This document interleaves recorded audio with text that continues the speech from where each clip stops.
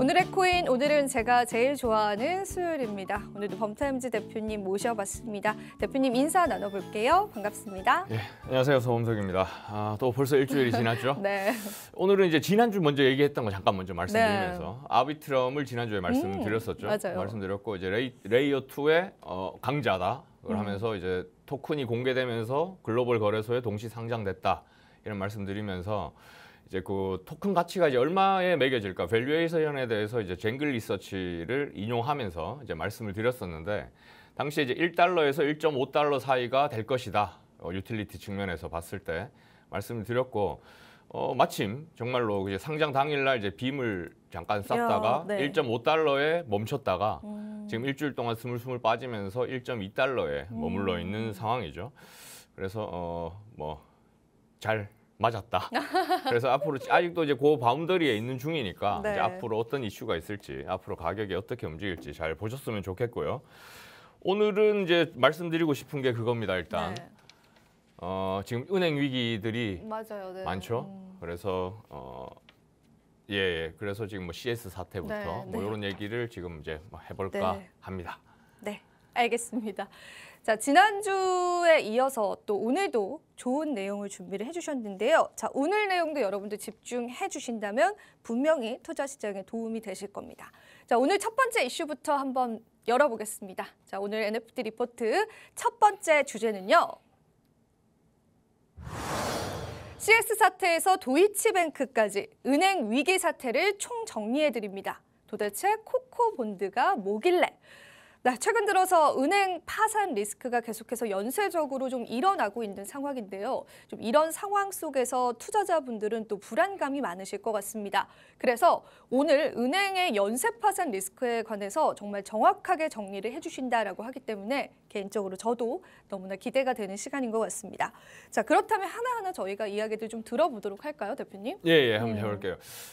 지난주였나요? 그 SBB 파산했을 그때 때도 한번 쭉 너무 내용이 총정리를 좋았어요. 네. 했었던 적이 있었고, 그래서 은행은 이제 그만하고 싶었는데 이제 계속 위기가 터지고 있고, 맞아요. 또 앞으로도 네. 지금은 또 그게 또 문제라 그러죠. 상업용 부동산 대출이 지금 조금 위기로 감지가 된다. 그래서 은행 위기에 대해서는 앞으로도 뭐 어떤 게 일어날지 알 수가 없다. 그래서 우리가 정말 폭풍 전야일 수도 있는 거고요, 그죠? 예, 그래서 이제 계속 관심 있게 봐야 되는 부분이고, 뭐 크립토고 NFT지만 더 크게는 거시경제 또 네. 봐야 되니까 봐야 되는 거고, 일단 지난주에 네.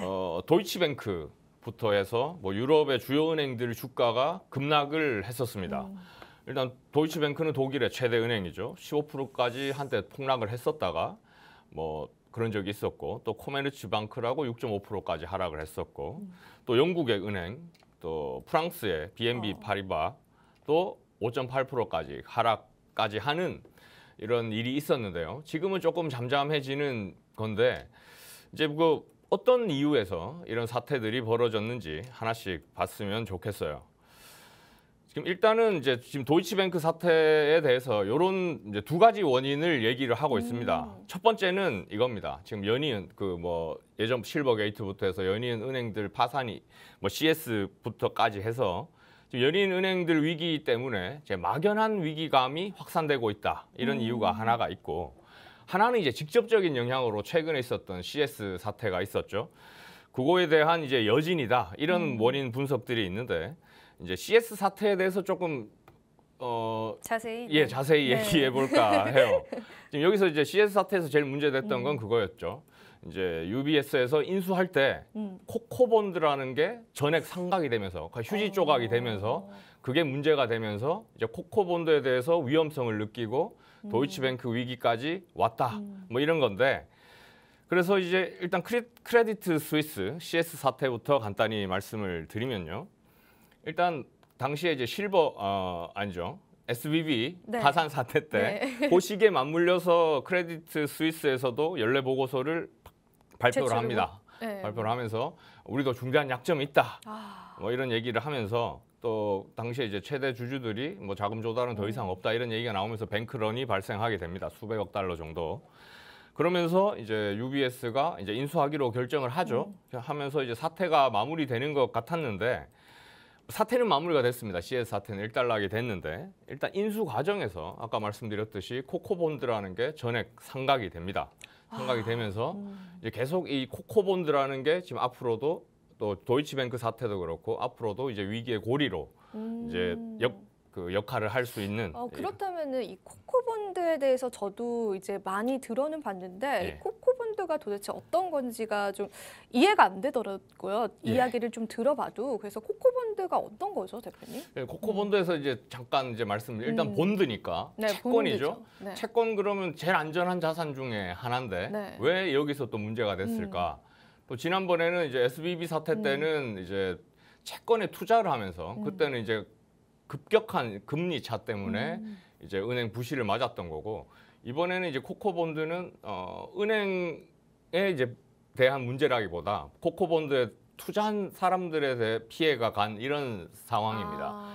그래서 코코본드에서 말씀드리면 일단 본드니까 채권이고 컨틴전트 컨버터블 본드라고 해서 이제 뭐 어려운 얘기인데 뭐 위급한 상황 시에 위급한 상황에 주식이나 뭐 상각이 될 수도 있다. 뭐 이런 겁니다. 투자자 동의 없이 그런 의미를 갖고 있고 차차 얘기하면 좀 이해가 좀 쉬우실 텐데 일단 은행이 위기에 처하게 되면은 코코본드에 투자된 자금이 이제 은행 부실을 보충하기 위해서 제일 먼저 투입된다. 쉽게는 이렇게 생각을 하시면 되고 뭐 그런 게 있느냐 하실 수 있는데 이제 2008년 금융위기로 거슬러 가야 됩니다. 그때 당시에 이제 금융위기 때 이제 은행들을 구제하기 위해서 이제 정부에서 자금을 쏟아부으면서 상당히 비판이 있었죠. 왜 세금으로 은행들 배를 불리느냐 이런 비판들이 있었고 그래서 앞으로 이제 은행들이 위기에 닥치면 어떻게 해야 될까 하면서 방안을 마련한 게 일단 은행이 위기 닥치면 너희 자금으로 일단은 보충을 해라가 첫 번째. 그 다음에 이제 코코본드라는 거 유사시에 이제 투입할 자금을 미리 마련해둬라. 라는 게 있었는데 그게 코코본드입니다. 그러니까 좀 이해가 되네요. 그러면 이 코코본드가 은행 리스크 때문에 이제 자동으로 상각이 되잖아요. 그렇게 되면 은행은 그만큼의 자산을 잃어버리게 되는 거기 때문에 위험한 건가요? 그렇게 이해하면 될까요? 아니 은행이 위험한 그거 이제 앞으로 나오는데 지금 코코본드가 문제가 되는 거는 투자자들한테 이제 불리하게 작용한다는 거죠. 왜 투자자 동의 없이 너희 맘대로 없애버려? 차차 얘기하면 될 텐데. 한번 하겠습니다. 마음이 급했네요. 은행 위기 때 하는 게 이제 다시 말씀드리면 자체 자금, 그 다음에 코코본드, 그 다음에 정부에서 지원하겠다. 이런 안이 2008년도 그 당시에 금융위기 이후에 방안이 마련됐던 거고요. 그 이제 일환으로 이번에 코코본드가 실제로 사용된 게 뭐 거의 처음이었다고 해요. 그래서 투자자들이 당황을 한 겁니다. 그 크레딧 스위스가 망한 것도 충격이었는데 갑자기 이제 코코본드가 상각되는 건 더 큰 충격이었던 거죠. 그래서 보시면은 일단 이제 CS 사태가 발생하면서 스위스 정부가 코코본드를 이제 투입을 해라 이런 지시가 있었고. 그래서 이제 CS 이제 부실 규모가 당연히 코코본드 규모보다 더 크니까 코코본드 자금은 다 투입이 됐던 거예요, 은행에. 그래서 코코본드는 이제 남은 게 없는데 여기서 이제 문제가 됐던 게 뭐냐면은 CS 주주 같은 경우에는 UBS에 인수가 되면서 UBS 주식을 받을 수 있었습니다. 근데 코코본드에 투자했던 채권자, 투자자들은 하나도 못 받은 거예요. 인수가 됐음에도 불구하고. 상각이 됐으니까. 예, 그냥 사라져 버렸으니까 하나도 못 받은 거라서.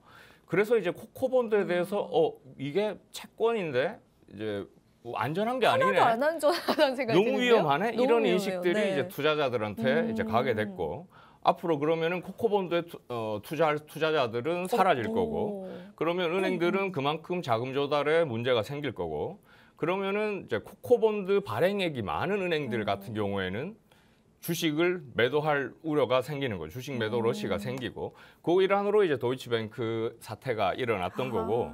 근데 지금 더 큰 문제는 전 세계 거의 모든 대형 은행들은 코코본드를 발행 중이라는 거죠. 그래서 이제 상당히 이제 위험하다. 코코본드. 그 회사채라고 보면 되겠네요. 회사채권 그런 의미인가요? 코코본드 자체가? 은행에서 발행한 그냥 채권인데 어쨌든 이런 특수 목적을 갖고 있기 때문에 위기가 발생하면 이제 상각이 될 수도 있다. 뭐 이런 거고 그렇다 그러면은 국내 은행들은 그러니까요. 어떨까 궁금하죠. 코코본드를 발행하고 있을까 얼마나 발행할까 위험하진 않을까 살펴보면은 지금 이제 국내은행권의 코코본드 이제 발행 잔액은 총 31조라고 합니다. 금융지주가 19조, 은행이 한 12조 정도 되는데 지금 이제 아까 주식으로 전환될 수도 있고 상각이 될 수도 있다고 했는데 코코본드가 이제 국내 같은 경우에는 다 삼각형 구조라고 합니다. 그래서 역시나 이제 은행이 위기에 처하면은 채권자 동의 없이 휴지 조각이 될 수도 있는 겁니다. 근데 이제 금융당국이 이제 발표하기로는 이제 CS 사태 같은 사태가 국내에서 국내에서는, 가능성은 적다, 발생할 가능성은 적다. 그래서 일단 그 이유로 얘기하는 게 일단 코코본드로 발행한 자금 규모가 은행 자본의 한 5% 정도밖에 안 되기 때문에 유럽은행들에 비해서는 그 비중이 낮다. 이런 이유가 하나 있고 그리고 이제 일단 그 은행이 위기에 처했다. 그러니까 부실 금융기관으로 선정이 돼야 이제 코코본드를 이제 상각을 하는 건데 그 선정 기준이랑 이제 은행들의 자본 적정성을 비교했을 때 부실 우려는 적다. 뭐 이런 분석이 있는 거고요. 그리고 이제 국내 은행들의 자기 자본 비율 같은 경우에 한 15%, 16% 정도가 되는데 이거는 이제 국제결제은행의 권고치보다도 훨씬 높다. 권고치는 8%인데 그래서 뭐 부실은행이 뭐 부실 사태, 그러니까 CS 사태 같은 사태가 일어날 가능성은 적다. 이렇게 뭐 분석을 하고 있습니다. 네, 그렇다면 이 코코본드 리스크 국내는 피해갈 수 있다라고 하더라도 일단은 전반적인 이제 글로벌 시장에서의 은행 리스크 우리가 과연 관가할 수 있을까? 그런 그렇죠. 것도 궁금하거든요. 지금 네. 봤을 때 이제 도이치 사태도 일단은 뭐 CS랑 우리는 뭐 근본적으로 다르다 하면서 일단은 진정이 됐고 뭐 국내도 얘기하는 거 보니까 뭐 괜찮은 것 같고 그러면 이제 은행 위기는 완전히 끝난 것이냐, 은행 리스크 이제 걱정 안 해도 되는 것이냐 이렇게 생각해 볼 수가 있죠. 근데 이제 아까도 말씀드렸지만 지금의 은행 위기들은 실질적인 이제 펀더멘탈이 흔들렸다기보다는 시장의 불안감이 컸다는 거죠. 도이치뱅크도 뜯어보니까 사실은 아니었는데 그냥 코코본드 딱 그 이름만 보고 도이치뱅크도 있네 뭐 이런 식으로 이제 이루어졌던 거기 때문에 일단 시장 불안감이 지금 너무 크다는 거고 그래서 막연한 공포 그리고 이제 비이성적이다 움직임 시장에 비이성적이다 움직임들이 그래서 지금 앞으로도 이제 걱정해야 될 부분들이 실제 은행 부실이나 뭐 이런 것보다는 그냥 시장의 분위기가 어떻게 분위기에 될지. 따라서 뱅크런이 언제든지 지금 일어날 수 있는 분위기를 갖고 있다 이렇게 볼 수 있는 거죠. 그래서 항상 조심해야 되고 이제 뉴스에 귀를 기울여야 된다. 이렇게 말씀드립니다. 네, 그렇습니다. 오늘 코코본드에 관해서 말씀을 해주셨는데 쉽게 이야기하자면 은행에서 발행하는 좀 회사채다라고 이해하시면 될 것 같은데 이 코코본드가 은행이 파산되면 자동으로 상각되는 금융법이 있기 때문에 코코본드 투자하셨던 투자자분들은 그만큼 손실을 떠안게 됩니다. 근데 이게 문제가 되는 게 앞으로 투자자분들이 그럼 코코본드에 투자를 하지 않겠다라는 의사를 계속 내비칠 수 있다라는 거죠. 자, 전반적인 금융위기가 우리 시장에 깔려 있는 상황에서 앞으로 어떻게 흘러갈지에 관해서 저희가 계속 체크해 드리도록 하겠습니다. 자, 그럼 이어서 두 번째 이슈 바로 넘어가 보겠습니다. 오늘은 핫코인에 관해서도 다뤄보겠습니다. 자, 오늘의 두 번째 주제는요. 마스크 네트워크, 업비트 주간 상승률 탑2입니다. 자, 최근 들어서 알트코인 랠리가 이어지고 있진 않지만 그래도 두드러지는 알트코인들은 시장에서 포착이 됐습니다. 우리 개인 투자자분들이 가장 관심이 많아 하실 알트코인에 관한 분석을 좀 도와드릴 건데요. 자, 오늘은 이런 핫코인을 가지고 오셨는데 자, 어떤 내용들인지 바로 한번 이야기 청해 듣겠습니다. 예. 지금 사실 가장 큰 핫코인이라고 하면 리플이 단연 리플이죠. 맞아요. 네. 지금 이제 소송이 어떻게 네. 되냐 지금 뭐 좋게 보고 있는데 사실은 리플이 이제 한 2등, 3등 할 때 지난주에 한 3일 동안 1등을 했던 코인이 있습니다. 그게 마스크 네트워크인데 지금도 이제 2등을 차지하고 있고요. 업비트 이제 거래량 기준으로.